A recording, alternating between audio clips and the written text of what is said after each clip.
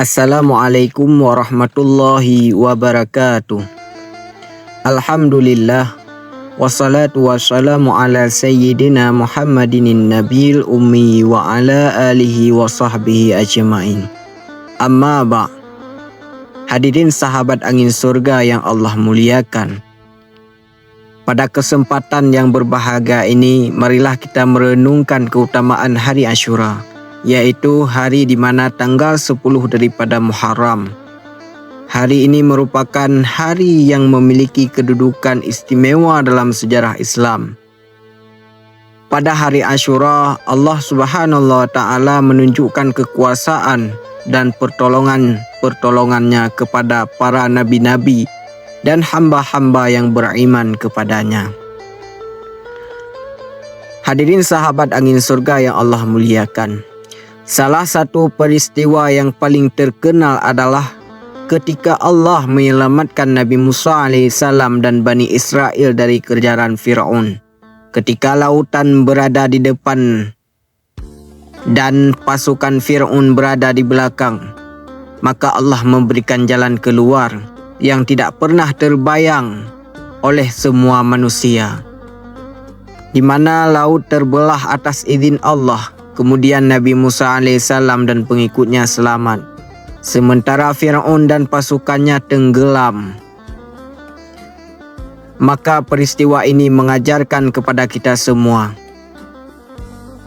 bahwa sebesar apapun masalah yang kita hadapi, maka pertolongan Allah selalu lebih besar dari masalah yang kita hadapi. Ketika manusia merasa jalan telah tertutup, maka Allah mampu membuka jalan dari arah yang tidak pernah disangka-sangka.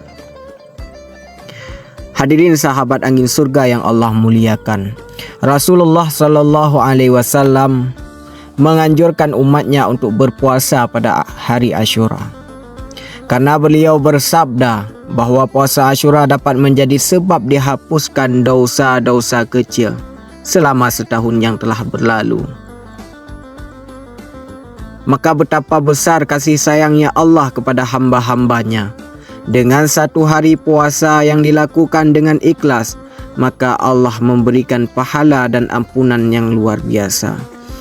Selain berpuasa, hari Asyura juga menjadi momen yang tepat untuk memperbanyak sedekah, membantu orang-orang yang membutuhkan, serta mempererat silaturahmi, dan membaca Al-Quran serta memperbanyak doa.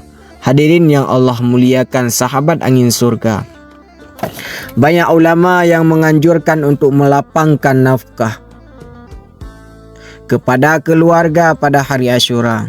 Kenapa?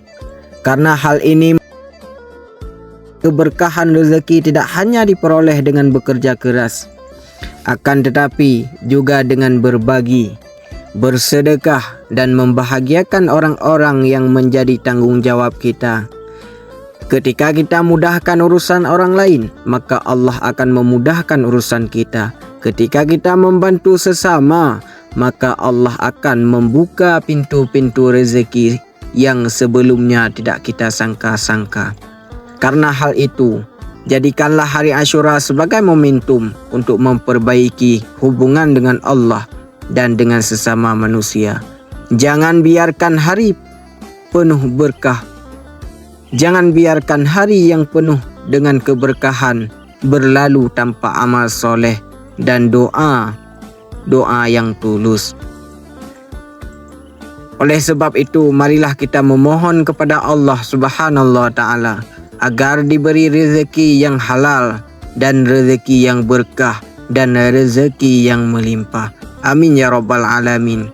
Di antaranya doa memohon kemudahan rezeki di hari Asyura, yaitu Allahumma razuqna rizqan halalan wasi'an tayyiban mubaraka fih, wabtah lana abwaba fadlika wa rahmatik, wa yassir lana umurana kullaha,